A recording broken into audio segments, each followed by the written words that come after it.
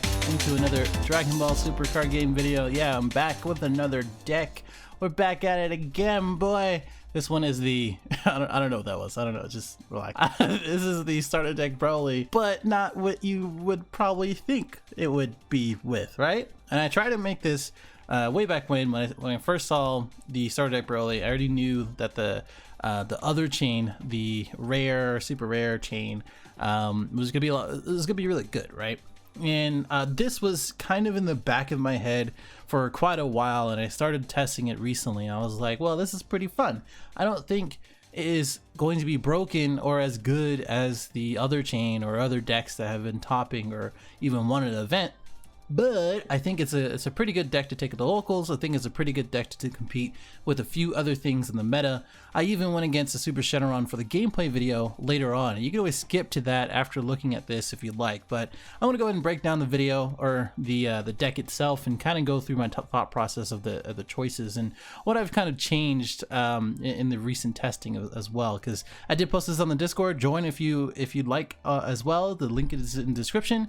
Subscribe if you are new. I have a few other videos coming out this week, if not already. And like, dislike, comment. Let me know if you already built a version of this. And I know that there's one that did top with the Super 17 chain. They just didn't play the starter deck Broly's basically. And that's kind of the main thing when it came to this, and as well as again the thought process and the intent. So if you didn't know, this is the starter deck Broly, right? if you didn't know already, if you didn't see my previous videos and all the other ones and people making decks here and there, which is another reason why I never really make decks unless I really like it, like Goku, if they are quote unquote meta, right? But I think there's a lot of quote unquote meta decks, or at least B tier decks, A tier decks that can compete. So for this guy, he's obviously a green leader, and his activate main is that you get one cost Broly or Frieza's Army card, and really the only two targets are going to be the Unrealized Ambition and as well as the Paragus Deadly Premonition, and then add it to your hand. We only play two of the starter what starts the chain Broly, because that's all you really need. You're really only going to play him once realistically in any match, and then you just kind of go from there. But yeah. And then the backside is that permanent, you only have two battle cards on the backside. So basically when you're awakened, you can only play two. And then unawakened doesn't have that restriction. So whenever you do want to do multiple plays, you're not awakened yet, or if you haven't started the chain or whatever, start playing out multiple Paragus, start playing out the 2-drops, the 3-drop, let them sit there. And if you can survive, especially if you have the super combo on hand, it's probably pretty good. And the reason for that is because you have more fodder, not only for attacks, because you are limited attacks on the awakened side, but also the 1-drop Paragus Deadly Premonition, in which you pop that guy and then the one in their cards, which I've done plenty of times, and then untap an energy. So that way you can kind of continue plays and keep energy up for your negates or whatever it may be. And then the Sparking 7, which is probably one of the reasons why I built this in the first place, is that if you have Sparking 7, you get to draw until you have 6 in hand. So you can go to 0, which I've done plenty of times, and then draw into 6. And with the Super 17, it is actually really good. With the Activate main, again, you get to pop one of yours and one of theirs. You have to have a target on their end in order to pop one of yours. So that's one of the ways you can kind of play around Green Broly. I don't think he is really like broken, even with this chain or the other one. I think he is very strong. If you ever ask me about his opinion, if he ever gets support in which he makes things go faster or something, you know, something that would make it even stronger, I think at that point he would be kind of broken. Right? I think he would be a little too oppressive. I think we have other things to kind of address in the game other than Broly right now. And Broly's kind of, I wouldn't say easy to play around, but there are things to do in order to play around Broly. So yeah. Anyway, so if you can kind of see this, we are playing the starter deck chain, and then the Super 17 engine, and then all the good green stuff that comes with the Broly engine and makes it good, and all the green negates and stuff like that, right? So going from left to right, we have 3 Champa because it's really good. Like I'm telling you, it's really good. Although this deck is a little extra heavy, a little 1k heavy, it kind of works out with Paragus and ditching the things that you don't need. I think that's the biggest opportunity for this deck, being extra card heavy and as well as 1k heavy. And Champa doesn't really do too badly with that, because at any time you can Champa your leader or Champa one of your criticals, so the 4-drop or even the 1-drop, before mainly the 4-drop on turn 2, and then of course the 30,000 critical 7-drop as well when you attack, and it's 40,000 double strike critical is pretty good. And then after you dump your hand on one of them, you go ahead and swing with leader and then refill your hand. Of course, we don't play any overwhelm in this. I don't think that's really a good idea. Again, another opportunity for this deck is that it doesn't have inherent removal. You do have the 2 Shocking Death Ball. You do have what else do we have? Preemptive. And then, of course, you have leader. So it has built-in removal. But again, it's a little limited when it comes to that. You don't have a mass sand to wipe out a whole board. You don't have like a lot of things like that. Of course, this sideboard is a little it's like a gimmick sideboard, like it's whatever kind of put together, but it kind of gives you an idea, and we'll go through that. Anyway, Champa removal, there you go. So aggressive, critical for your leader, that sort of thing, for go to game, that sort of thing. Okay, Broly to start the chain, you take 2 life, and then when it goes away, you take another life or 2, up to 2, and then you play a 4-drop for free from your hand. And of course, you want to see as many as you can from this. That's why you kind of hard mulligan at least for that, and then you can search for the 1-drop with the leader. And then the Paragus will help you get the 7-drop if you haven't drawn into that already. And I'm almost close to put this to 3, but I know the chain needs to be 4 and 4. But that's that, and then the Golemite. So it's theoretically a free super combo for your leader or for your critical boys, and it's a 0 cost 5k in which you combo this and you choose one of your Broly on the field. It can be leader or the one that you're attacking with, if you are attacking with one of them, and then you gain 5k power for the duration of turn. So you can kind of get around things like actor image and things of that nature. But I mean, it's just a nice thing to have. And I had this at 3 at first, reduced it so that way I can kind of see it whenever I need it, and it's usually later in the game when I'm going Champa, Golemite, Broly 7-drop, right? It's that type of thing where you really want to make sure to get that 2 damage out. And then Paragus Deadly Premonition. So he looks at top 5, you get a Broly, you can be any of the Brolys, this one, and then you just add it to your hand. And then basically, this is a good turn 1 play if you don't want to play this Broly at first, but it's usually turn 2. You play this at first, turn 2 you play this, and then by that time you're probably going to be awakened. If not, you're going to be playing the Paragus here, and then use the Broly to take a life, and then play Paragus Deadly Premonition. So that way you have it on the board. Look for the top 5 for Broly. This guy gets the 4, and then this guy gets a 7 if you haven't drawn into it. And then that way you have the chain in your hand, and you can do some damage from there. And with like 2 to 3 energy, you can do a lot with this deck. I know it's not like the other one, but again, it's a little bit different, right? So that's kind of the thought process for him being at 4. Paragus, probably the best super combo in the game outside of Hoy and Hellas, but he is better because you draw 2. I keep saying it, because you get to see 2 cards first and then pitch 1. That's why. Preemptive is usually the target for that, or a negate, or a Broly control mechanism if I have him on the field already, or one of the 10Ks if I'm going for game and I can't use 10K, right? So the 4 Endless Malice Android 17, and as well as the energy card, is usually just for the Hellfighter Evil Revived. So when you're pitching cards in order to get Super 17 out, which goes from deck or drop, usually the targets are going to be this guy, or any of the non-essential cards that you already used or already used like beforehand, like the control mechanism, preemptive, Paragus, 2-drop if you already have a Broly out, that sort of thing. And he's good in a pinch for 2 energy and a critical, again with the Champas, in order to get that sparking 7 in case you aren't there already. And I think that's why he is better at 4 than Energy Guard at 4. Energy Guard is there just as another body if you need it. You know, if the game goes long, you have a swing in a blocker. Cool, I guess. And then this guy is just burst 3 and then critical for 15k, 25k if you are chomping. And then Paragus Rampage Trigger, if you didn't know this guy already, he plays out the Broly control mechanism, in which this is a field card and you draw 1 after you sack a Broly. So that way you can sack him, or you can sack him, or you can sack him for whatever reason and then draw a card. And then, of course, I don't play the secret. If you want to play the secret, you can play the secret. That's just like, you can just replace a Wrathful Charge for it or something, you know. But this is the turn 2 play in which you choose this card, and as well as another card on the field, which is going to be your control mechanism.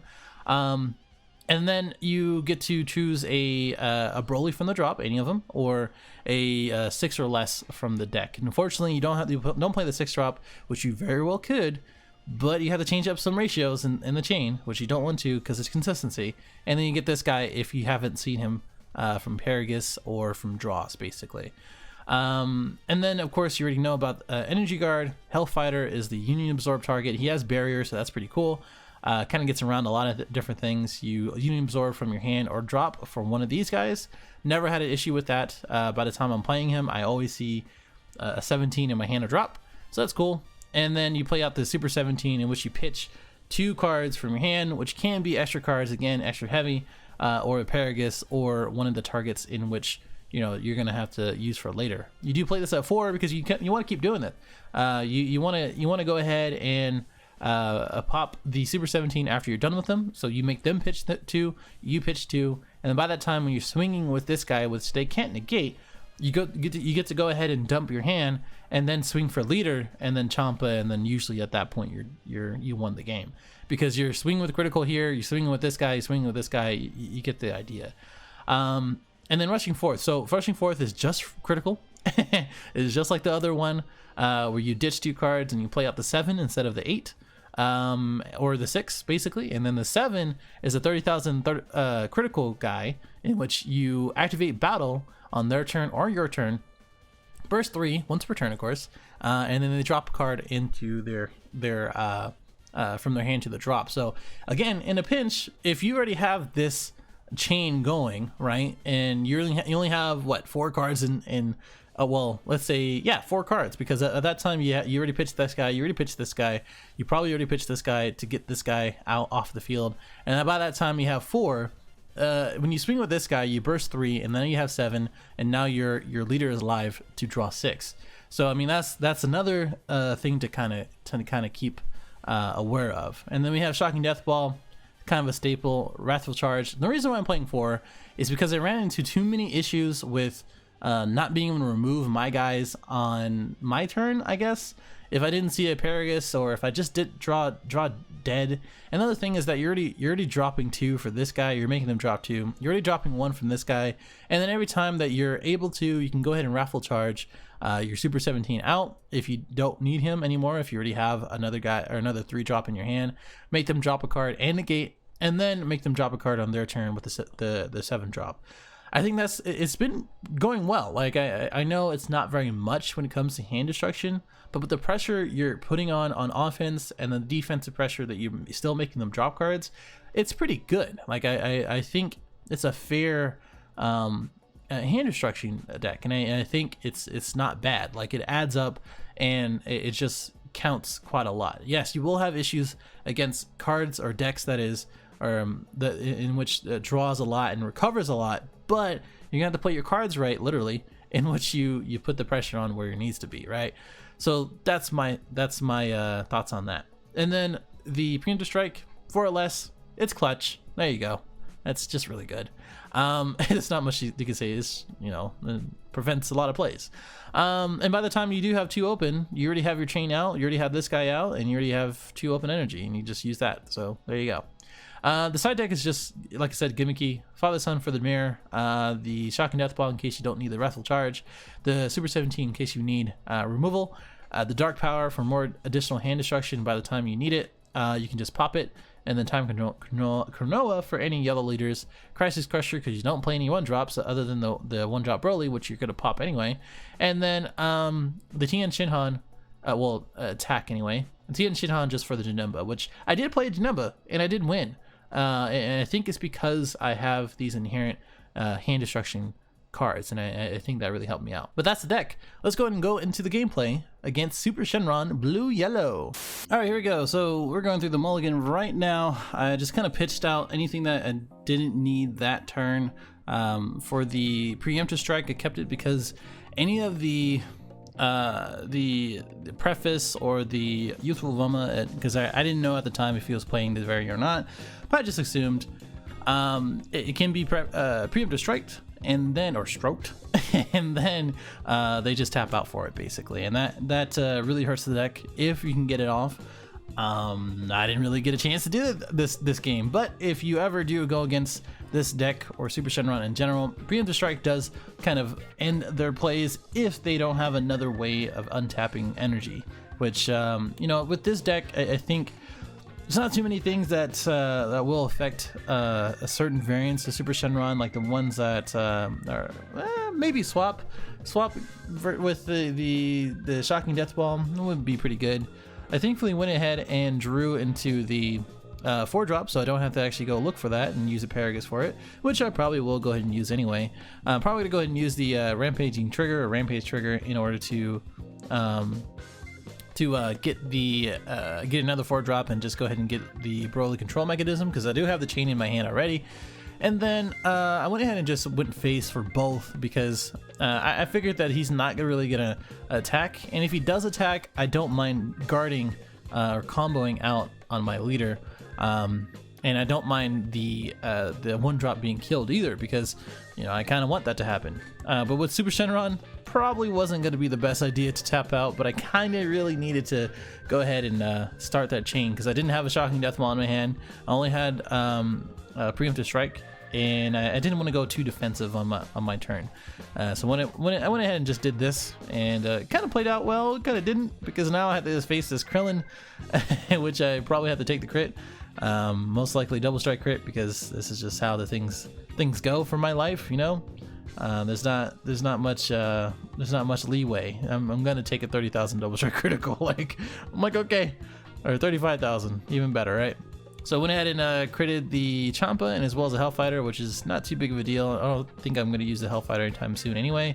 He went ahead and swung with the Sorbet, and I was saying this before, that even if you are running the Kid Goku yellow or any variant that searches a ball for the yellow, the Sorbet is always going to be better, because now he's at 15k instead of 4k versus the Dende. So you know, I went ahead and comboed out of that. I noticed his hand getting a little bit smaller, which I had no issue against, because I was like, yeah, let's go ahead and do that.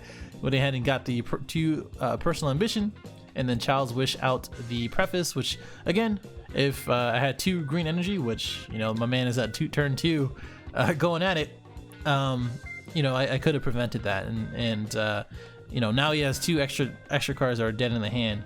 So my guess here, or my thing here, is if he combos enough, which he is now, I'm gonna go ahead and take it. There's no way of guarding that without losing too much advantage in my hand, and then now I have to go ahead and pretty much, I would say, just delay the chain. I think that's what was the thing I was thinking of. I was just like, you know, I'm not sure here. This is kind of a new thing. So I think the best way to do this is probably to go ahead and play the Paragus, get some combo power if I can.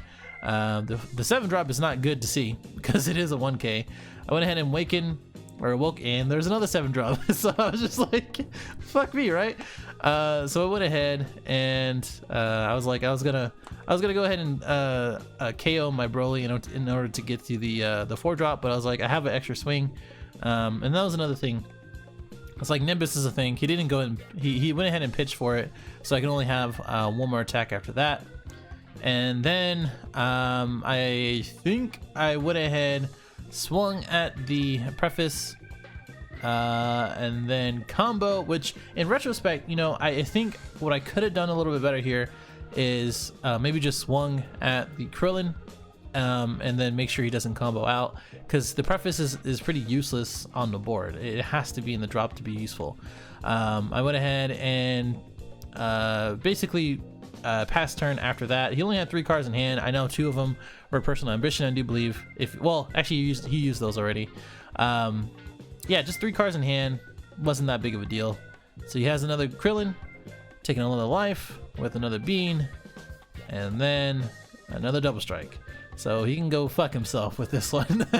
Because at first I was saving the preemptive in order for him to tap out for another preface or in a Child's Wish. But now I'm forced to go ahead and combo out of this and get to 30k. The thought process behind the combo for the 4-drop is because I have the Paragus in my hand. It wasn't too big of a deal to get that out of there. And he went ahead and drew, which is good. And did that. Now I was just kind of thinking, I'm pretty sure I can just go ahead, swing at the Krillin. I said K then, because I was just like, okay, I guess I don't get a chance to do it. Play out the Broly. And then I think I go ahead and activate. Do I? Maybe, yes, maybe. Yeah. Go ahead and activate. Get the 4-drop, play it out, because the autos kind of just do that. I took the life. And then just said 20 critical. So now he has to go ahead and combo out. He only has 1 card in hand, which I'm cool with, because now I go ahead and use the Broly mechanism. Draw for the card, pitch 2, the only 2 that are actually pretty useless. And then here, taking advantage of the low hand, burst 3, make him drop 1, and then 30 crit. And then now he has to take the 30 crit with me swinging into his leader, drawing into 6 cards, which I got a super combo out of it and a negate, so I am very happy about that. So the only thing that he can really have or really kind of end the game here is just a Mira battering Champa. You would have to draw into the nuts, like you would have to really do it. So here he goes doing Super Shenron things. He's almost to the 27 card limit, basically. I was just reminding him to draw 1 because he drew 2. Plays another Moma out.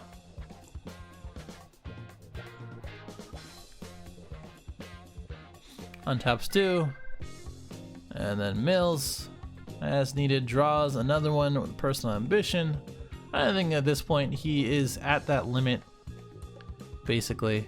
I have 6 cards to my hand to his 2, and I went in and took advantage of the burst for him to drop 1 again and then combo out of it. Because now if he takes an additional turn, my burst is going to be live again. And yeah, I'll say, okay, just looking at this game and how it went, I don't know if the man is, if you're watching this, I don't know if you play this often, but it was good practice and a good reminder of me trying to put some answers in the deck, or in the future for other people to put some answers in the deck against meta decks like this, Super Shenron. So, it could have went a lot of different ways, but I think, it's just, there's a lot of pressure put on his part, and as well as putting a lot of cards out in order to place that pressure. So I was kind of happy how it turned out, but as you can see, he is putting the 20 into his deck very slowly and then taking that additional turn with only 1 card in hand. That's the thing. Is that you have to build a board and you have to build a hand in order to be effective in your second turn, right?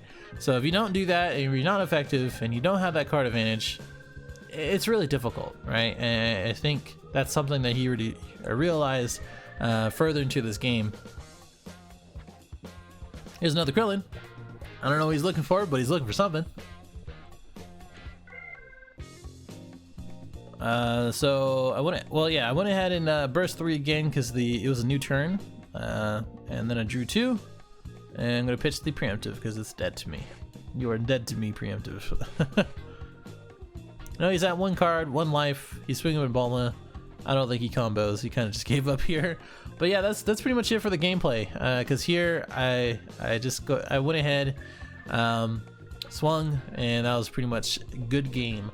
If anything, like I said, I don't know if this is a good representation as far as the deck goes, but it does give you a good idea of how to sequence with the starter deck one instead of the other one.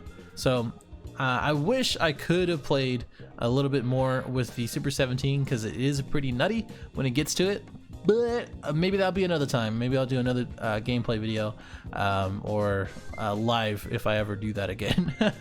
But Let me know what you think in the comments below. This is the deck. This is everything. It's a fun deck. Try it out. Let me know what you changes. Let me know your thoughts. And I'll see you in the next one. Later.